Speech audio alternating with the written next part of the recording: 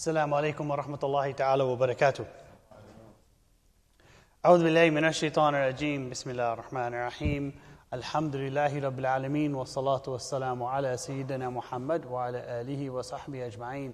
رب اشرح لي صدري ويسر لي أمري واحلل عقدة من لساني يفقهوا قولي.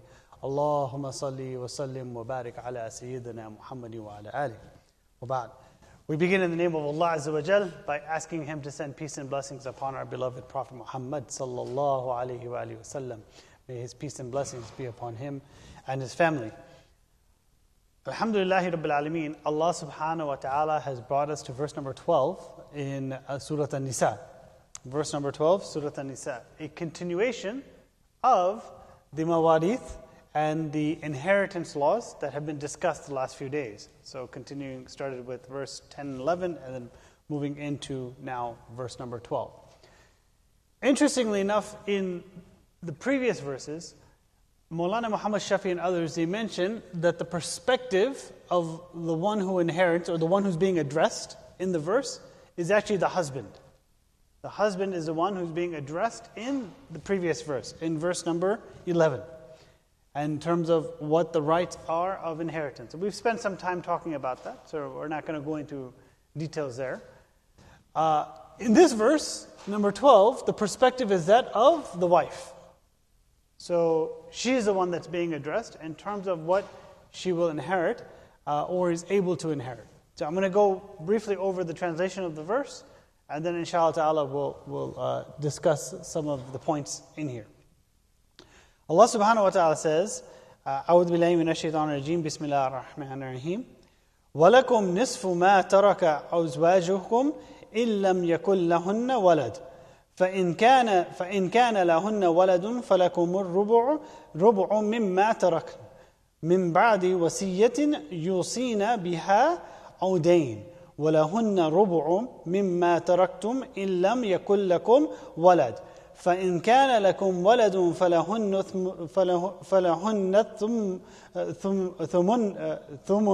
ثمن مما تركتم من بعد وصية توصين بها أو دين وإن كان رجل يورث كلالة أو امرأة وله أخ أو أخت فلكل واحد منهما السدس فإن كانوا أكثر من ذلك فهم شركاء في الثلث من بعد وصية يوصى بها أو دين غير مضار وصية من الله والله عليم حليم.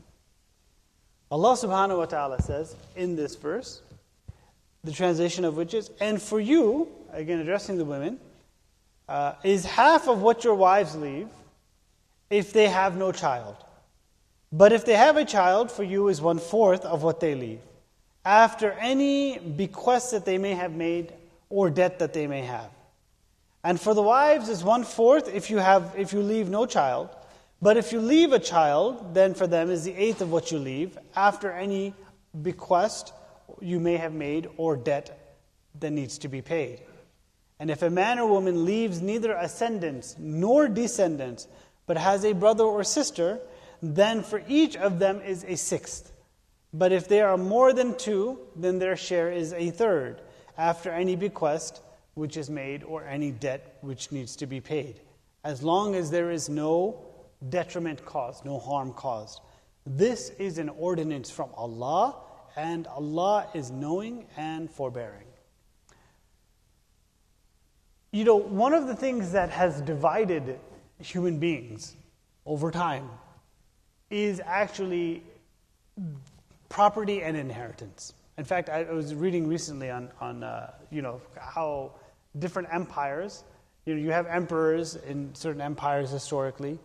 They always had a conundrum when they had to give up their empire. They knew they were dying. Which of their children should take over after them? And in some cases, they tried to do the equitable thing, like, I have 3 children, I'm going to split my empire in 3 different ways. This son will have this part of the empire, this son will have this part of the empire, this son, and then what happens? What inevitably happens? The 3 of them start fighting. And eventually somebody has to take over somebody else's. And you end up having this kind of internecine warfare, right, between family members. On a much smaller scale, This used to happen, it still happens today, when people pass on and now they have some property or some wealth that needs to be distributed. All of a sudden now this becomes a point of contention. This becomes a point of fighting amongst siblings and those who are left behind. And so here it is that Allah subhanahu wa ta'ala, recognizing that this is a human tendency, that human beings will fight around these things, that He has specifically spelled out in the Quran, this is if you leave nothing else behind, if you have no other will, no other, then these are the rules by which you will inherit, by which others will inherit from you. So He doesn't leave it up to human beings to try and figure it out.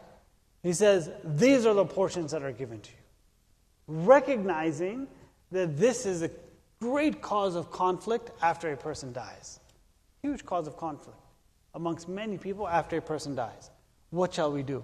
And Allah subhanahu wa ta'ala sent these guidelines down in order to minimize the conflict amongst the families. So you don't need to worry about it. We've already taken care of it. This is how you will inherit. Right? And what's interesting here, and I believe Ustad Adam mentioned this yesterday, is that one of the benefactors of that inheritance are women, which was not traditionally the case in Arab societies. Oftentimes when a father died and only left women or only left daughters, the husbands of those daughters would inherit everything from the fathers, leaving nothing to the women themselves. So they weren't seen as a legitimate beneficiary of the wealth. And Islam came to change that, say, no, now you're part of the inheritance path. You cannot take that away. They are not to be treated as subclass or no-class citizens in the idea of inheritance. And in fact, many of traditionally, actually, in Islamic societies, there were many women that actually inherited and were very wealthy because of that inheritance. You have people like Fatima al-Fihri, who established the Qarawiyyin University and Masjid, right? That based on the wealth that both her husband and her father had left for her because of their business transactions, what they had done. And she used it for khair, for good, to establish those institutions of learning. You have many examples of people like this, right? Where they use that wealth. They inherit that wealth and then they use it for good cause. But here Allah subhanahu wa ta'ala established that they are part of the beneficiary path. And so He mentions here that and the verse mentions here about the portions that are given to people. Right? And specifically on the side, and He mentions here, for you is half of what your wives leave if they have no child. And if they have a child, then you get 1/4. Right? Talking about women that obviously will have the children. Now, what's interesting here is the verse actually mentions about leaving brothers and sisters. And many of the Mufassirin, they say that this is a reference to the fact that there are brothers and sisters or half brothers and sisters for the wife.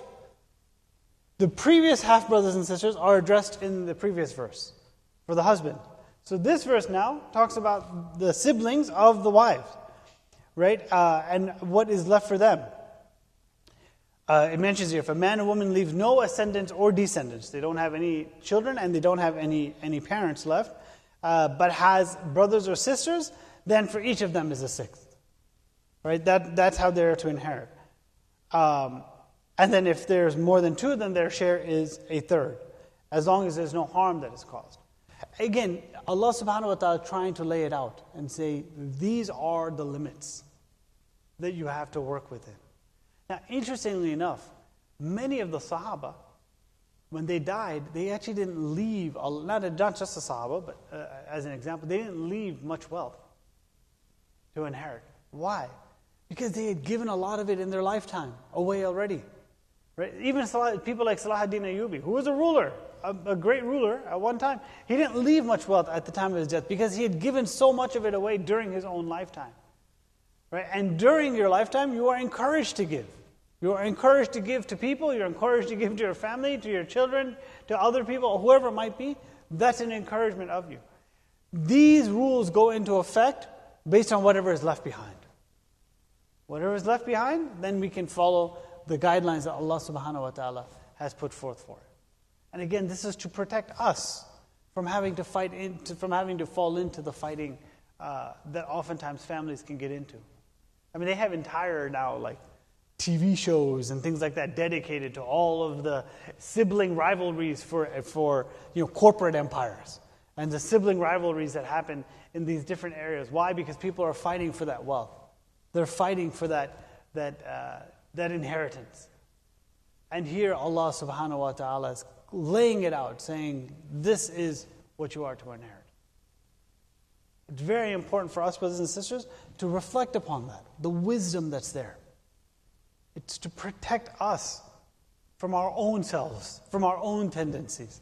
And Allah subhanahu wa ta'ala says in the very next verse, تِلْكَ حُدُودُ اللَّهِ وَمَنْ يُطِعِ اللَّهَ وَرَسُولَهُ يُدْخِلْهُ جَنَّاتٍ تَجْرِي مِنْ تَحْتِهَا الْأَنْهَارُ خَالِدِينَ فِيهَا وَذَلِكَ الْفَوْزُ الْعَظِيمُ. These are the limits, the hudud of Allah subhanahu wa ta'ala. These are the limits that are put forth by Allah. And whoever obeys Allah and His Messenger will be admitted by Him to the gardens underneath which rivers flow. All we have to do in this life, brothers and sisters, is respect the boundaries that Allah subhanahu wa ta'ala has put, the guardrails, for our own protection. Right? Stay away from the haram and to do what is commanded of us. And what does Allah subhanahu wa ta'ala say about that? وَذَلِكَ الْفَوْزُ الْعَظِيمُ. This is a great victory. If you can just maintain those limits, then this is the greatest of victories. And yet He continues in the next verse and tells us, وَمَنْ يَعْصِ اللَّهَ وَرَسُولَهُ وَيَتَعَدَّ حُدُودَهُ يُدْخِلْهُ نَارًا خَالِدًا فِيهَا وَلَهُ عَذَابٌ مُهِينٌ.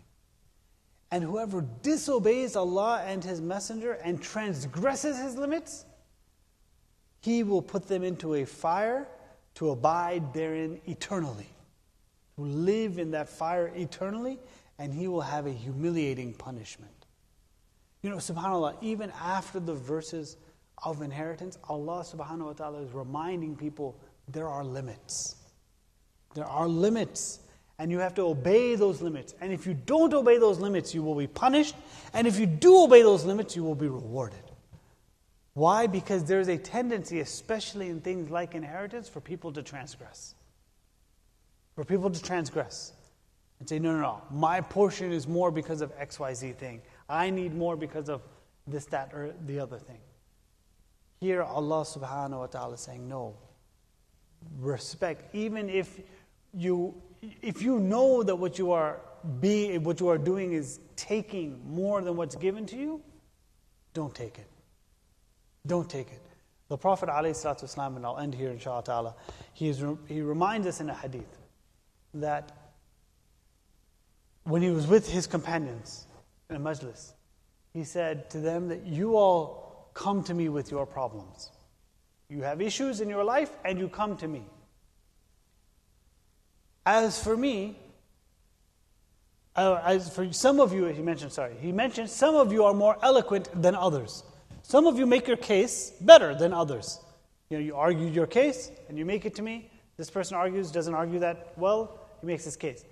As for me, I have to judge on the basis of what I hear. The Prophet ﷺ is saying what? Some of you are going to make a case and some of you are going to be better at others than doing that. For me, I can only judge based on what I hear. If I give any one of you a right that is due to his brother, don't take it, because I will have cut out a piece of the hellfire for you. What's he saying here? I might give you a ruling in your favor, but you know that ruling is wrong. That the brother or whoever it is that you're ruling, you have a dispute with, deserves this. Don't take my ruling. Don't take my ruling. Why? Because I will have cut out a piece of the hellfire for you. He's reminding the people, I'm not the ultimate judge. It's Allah subhanahu wa ta'ala. Don't try to get away with it in this world and think it'll be okay. Ultimately, you will have to stand before Allah. And what does Allah say? When you obey His limits, you will get Jannah. When you transgress His limits, you will be in the hellfire. A constant reminder for us, brothers and sisters, to obey those limits that Allah has set forth. To constantly be vigilant of how we can live in society obeying the commands of Allah subhanahu wa ta'ala. And in doing so, inshallah ta'ala, we will be admitted into gardens underneath which rivers flow. May Allah subhanahu wa ta'ala make us amongst the gardens of people of paradise. May Allah subhanahu wa ta'ala grant us the best in this world and the best in the next world, and protect us from the punishment of the fire. May Allah subhanahu wa ta'ala grant us spouses and children that will be the comfort of our eyes and make us leaders of the righteous. May Allah subhanahu wa ta'ala forgive us and all those who have died before us in faith, and erase from our hearts any ill feelings towards others. Indeed, He is most merciful and forgiving. May Allah subhanahu wa ta'ala give us a proper understanding of these verses and their application in our lives. رَبَّنَا آتِنَا فِي الدُّنْيَا حَسَنَةً وَفِي الْآخِرَةِ حَسَنَةً وَقِنَا عَذَابَ النَّارِ رَبَّنَا هَبْ لَنَا مِنْ أَزْوَاجِنَا وَذُرِّيَّاتِنَا قُرَّةَ أَعْيُنٍ وَاجْعَلْنَا لِلْمُتَّقِينَ إِمَامًا رَبَّنَا اغْفِرْ لَنَا وَلِوَالِدِينَا وَلِلْمُؤْمِنِينَ يَوْمَ يَقُومُ الْحِسَابُ ربنا اغفر لنا ولإخواننا الذين سبقونا بالإيمان ولا تجعل في قلوبنا غلا للذين آمنوا ربنا إنك رؤوف رحيم وصلى الله على سيدنا محمد وعلى آله وصحبه أجمعين وبارك وسلموا تسليما كثيرا كثيرا برحمتك يا أرحم الراحمين وآخر دعوانا الحمد لله رب العالمين. السلام عليكم ورحمة الله تعالى وبركاته.